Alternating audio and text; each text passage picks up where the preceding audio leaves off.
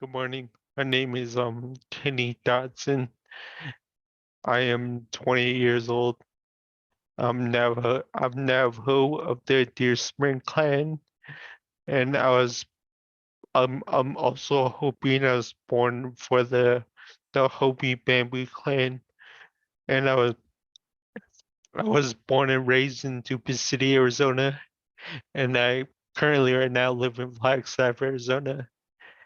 Yeah, and I yeah, I am a student at NAU. I'm majoring in graphic design, and I'm doing a minor in disability studies right now. And I'm in my second year of my graphic design degree. So yeah, and I have a little brother. He's in that photo. That's his name is Ryan. And yeah, and I'd like to introduce my mother. Her name is Trudy. Yeah, go ahead. Thanks, Kenny. Um, I'm going to just quickly go back to the previous slide. This is the agenda for Kenny's presentation today. He'll be talking about his life, pre-diagnosis, his diagnosis, after diagnosis, and then I'll kind of jump in with our family perspective, and then he'll end with the key takeaways. But my name is Trudy Billy. I was born and raised in Tuba City, and I work as the Director of Outreach and Tribal Programs at Raising Special Kids. And I'll tell you more about that after Kenny gives his presentation. But thank you for asking us to be part of this day. So my life pre-diagnosis, I had a pretty normal childhood. I never had many medical conditions or sicknesses growing up, and I don't know, I enjoyed playing video games, hanging out with my cousins, running around, exploring my grandma's sheep camp and stuff. And also my my um my other grandma's um house. She lives on the in Tuba City on the Hopi Reservation at Mount Kopi at the Upper Village. And um I was a good boy. Once I got to my freshman year of high school, I joined JROTC, and I was there for like my whole freshman year. And I think I did like one semester from my sophomore year. Yeah, but yeah, I wanted to learn like trade skills and stuff.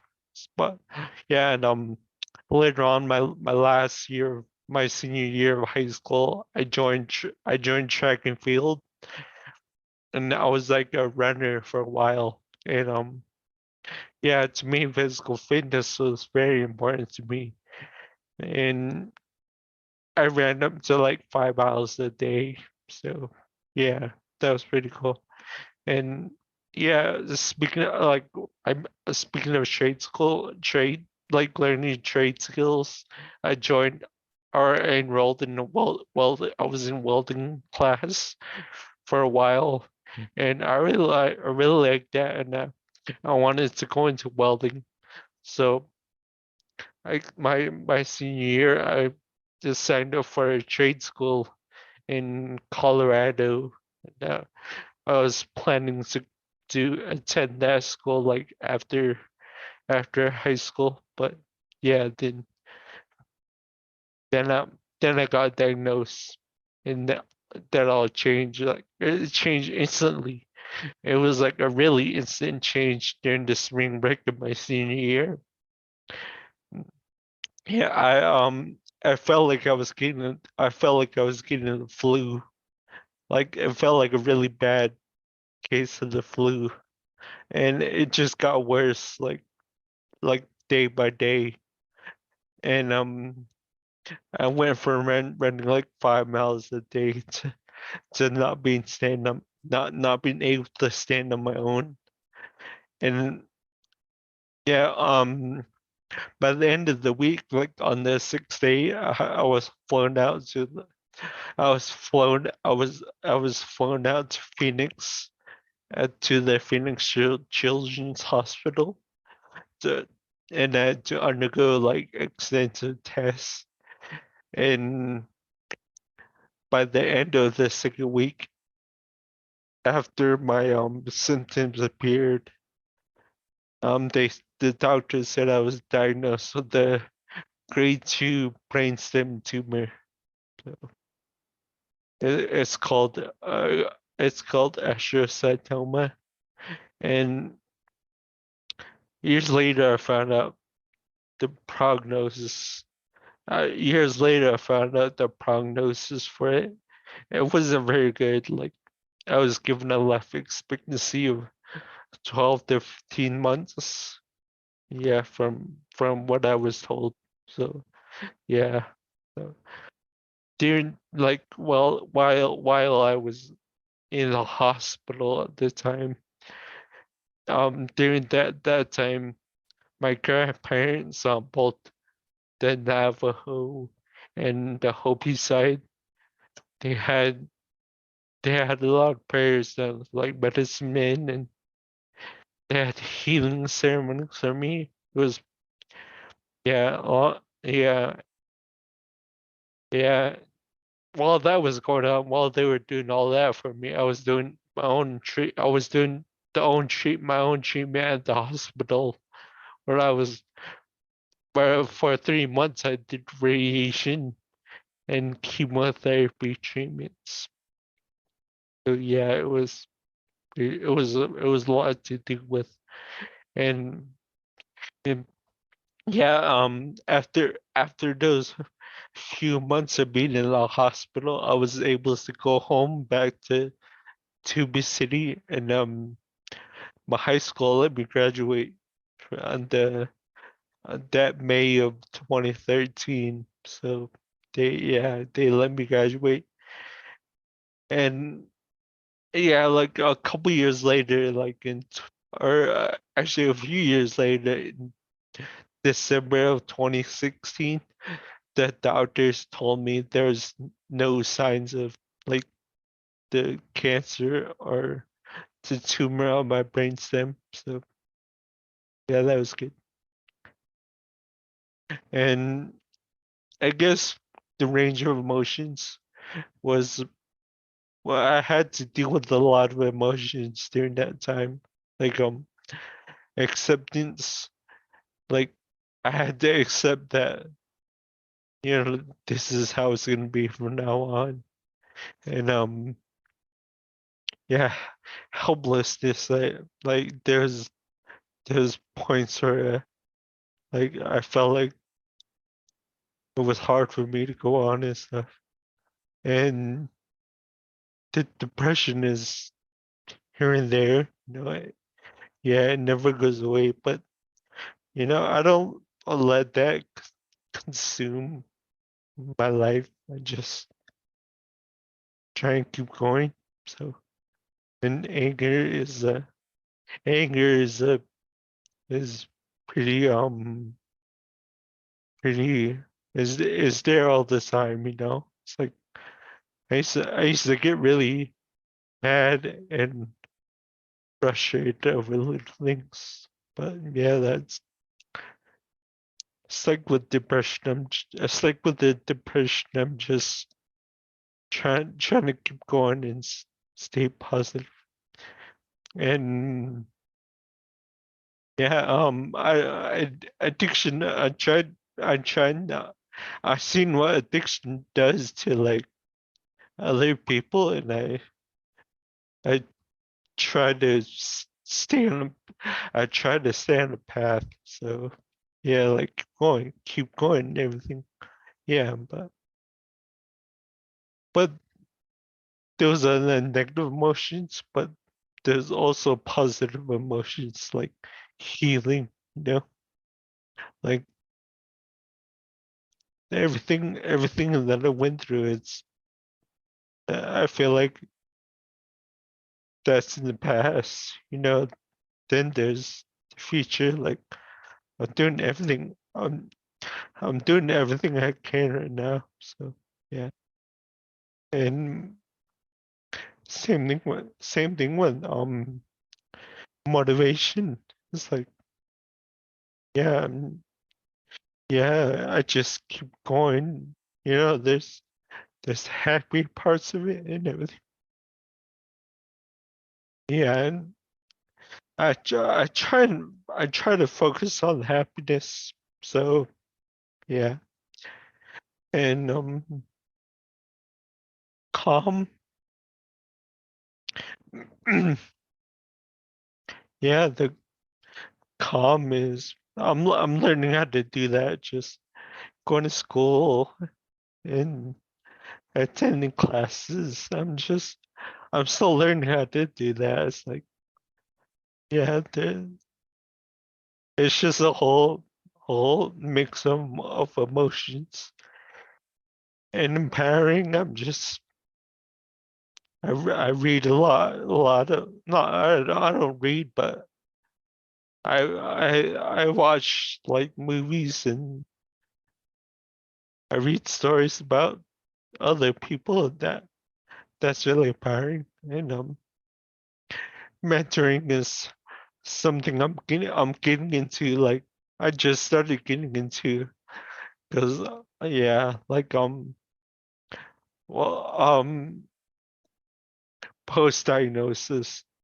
Like I'm doing a lot right now for mentoring, like vocational rehab. I went to vocational rehab once I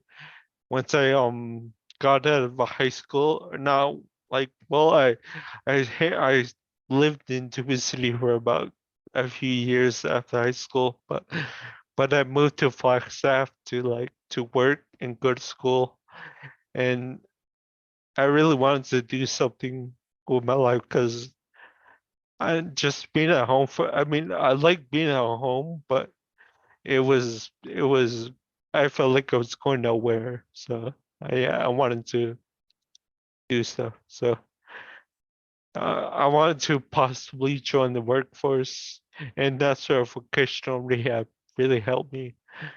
They um they uh they they they did on-site job training for me. They helped me build a resume, and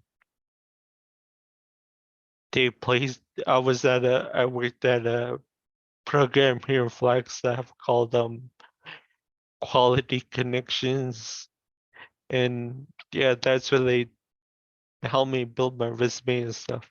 So it was pretty cool. And around I'd say around 2018, like I joined the Arizona Conservation Corps, and against my mother against my mother's objections. She was telling me not to because it was dangerous, but I was like, I can do it, mom. Yeah, yeah, it was cool. And yeah, I did a lot of hiking, camping, and I did 2 terms where like 2 summer seasonal terms where they have like a ancestral lands program where I restored like ancient pueblos. I did a couple days of trail maintenance, but that was really hard because because of limited mobility and everything. And but I did a winter term, and that was a lot of fun. It was campsite surveying. So I would like I would go to all these campsites around the state, and I would survey them. Like this campsite has one campsite has a picnic table and everything. So yeah, we would like mark that on the map. So it was pretty cool. Yeah, but after those 3 terms, I was given an educational stipend. I got stipends, but at the end of the term, they give me like an educational award, like a scholarship. And with that, I had enough funds to go to Coconino Community College, and I got my I earned my associate's degree that May of so not that May of 2018, but like I was at Coconino Community College for like 4 years, and I got my AA in 2022. Then after that, I transferred over to NAU, and I took a few semesters at NAU. Then I've like on the third semester at NAU, I declared my graphic design major. But, yeah. Then that during the middle of my third semester, uh a program called SIBC at NAU, supporting inclusive practices in college. They hired me as a peer mentor for students with disabilities. And yeah, I was in SIBC my last few semesters at Coquina Community College. I had a mentor. I was participant, like I had a mentor and I was a student, but now at NAU I'm the mentor. So yeah, so that's pretty cool. And yeah, and um yeah, I'm just trying to continue on in my degree, and my anticipated graduation date is in summer of 2026. Yeah, thank you, Kenny. So because of Kenny's journey, um, is what kind of guided me into my role at Raising Special Kids. Prior to working at Raising Special Kids, I was in public health and I did a lot of behavioral health research.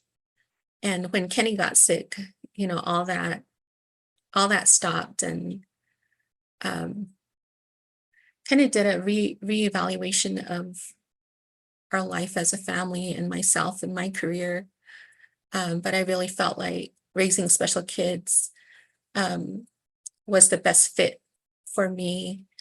What we do at Raising Special Kids is the heart of what we do is parent to parent support.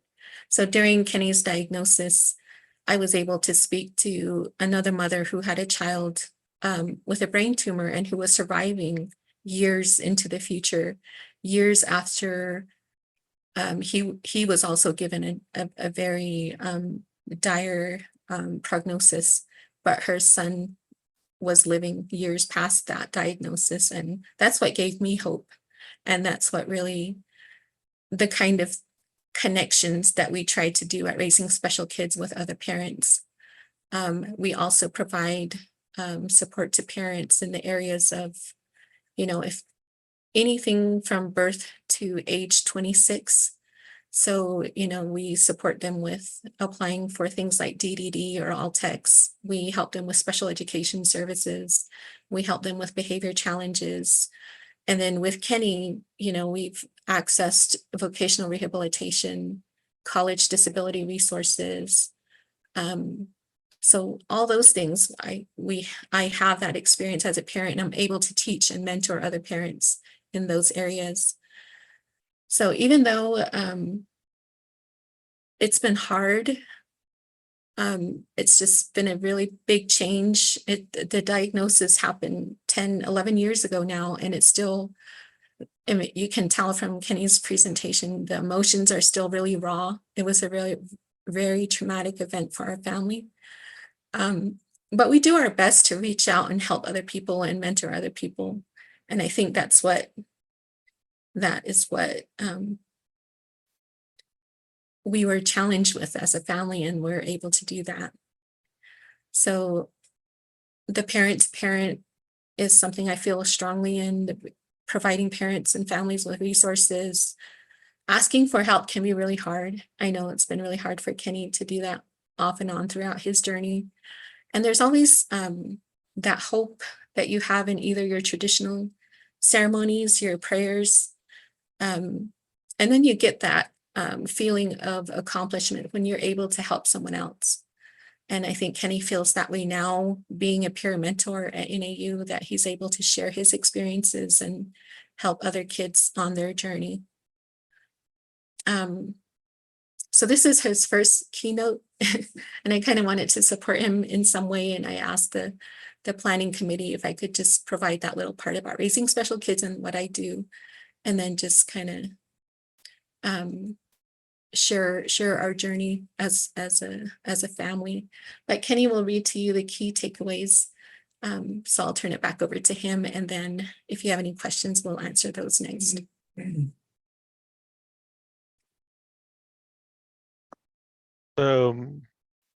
So the key takeaways that I think is believe in yourself, strength. Believe in yourself. Have that strength to, keep going going forward. Believe in prayer, hope, there's always a light at the end of the tunnel, Maintain a strong support system, family and friends, that's always good. And uh, ask for help, personal and professional, I mean, that's something I had to learn like throughout my journey. Like I'm still trying to learn how to do that. It's like, there's always somebody there that there's always somebody that's willing to help you out with something, That's our Kenny's presentation. If there are any questions, we'll be happy to answer them. Thank you. Thank you, Kenny, and thank you, Trudy. It's truly an inspiring story. I would like to say that Allison Lucas from the chat had said, "What an amazing story, Kenny. Thank you for sharing it with us." Are there any questions, comments from anyone? The chat box is open. Ariel Vicente had said, "Truly an amazing story. Thank you for sharing." Yeah. Thank you for letting me share my story. So yeah. I I don't I don't really talk I don't really like to talk about it so much. So yeah, thank you. Very appreciative to have met you today, Kenny. Thank you. Some comments from the chat box from Michael Ross. Ahehe, you are an inspiration. Mariana Coda says, "Thank you for your strength and wisdom today." Heart emoji. Adine Karhan, "Yes, thank you, Kenny." Laura Medina says, "Beautiful story." Lauren Medina also asks, "How can we better support those who have had similar experience?" What was that? Yeah. Lauren Medina asks, So there's "How a question from Laura. Thank you. How can we better support those who have had similar experiences? I think just I guess from both perspectives, as the student or as the young adult, the child who undergoes this, is just to be supportive, helpful. I mean, everyone's at a different stage after diagnosis, so it's important to just be there when they're ready.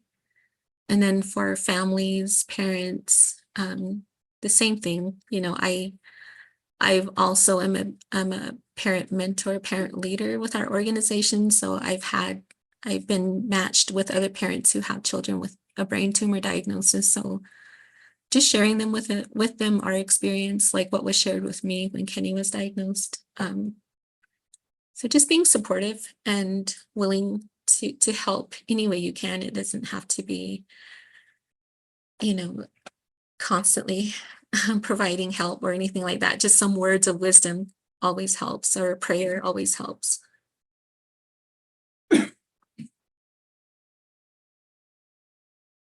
Thank you so much for that information, Trudy. Your insight is valued. Ariel Vicenti says, Trudy, I think not everyone is aware of the resources out there for students There's with another disabilities. question from Ariel. I think not everyone is aware of the resources out there for students with disabilities after high school. Can you talk a little bit about what resources are available and where we can find them?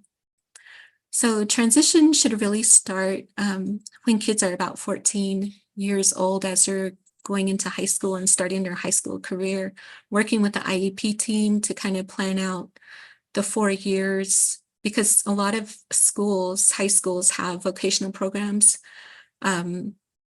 where they can be placed in something that they're interested in.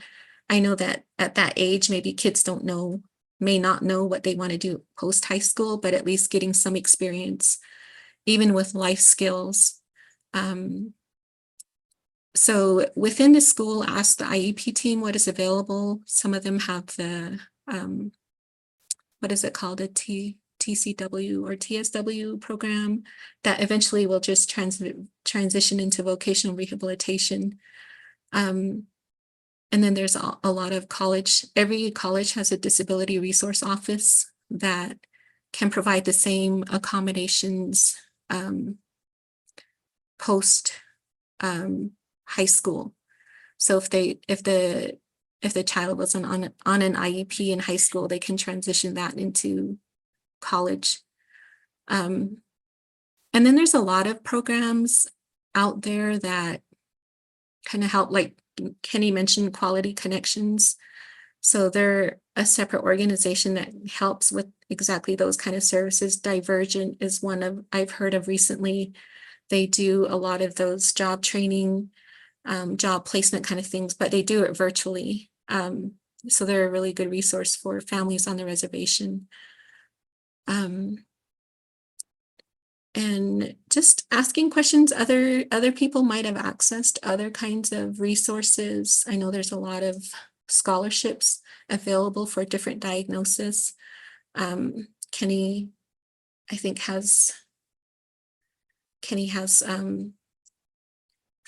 a scholarship through Freeport McMorran to support his college tuition and things like that.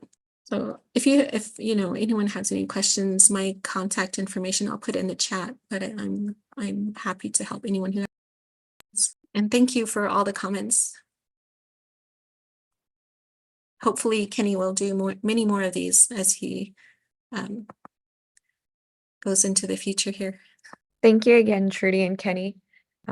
Just to share Trudy's email with you all, that is TRUDYB@raisingspecialkids.org.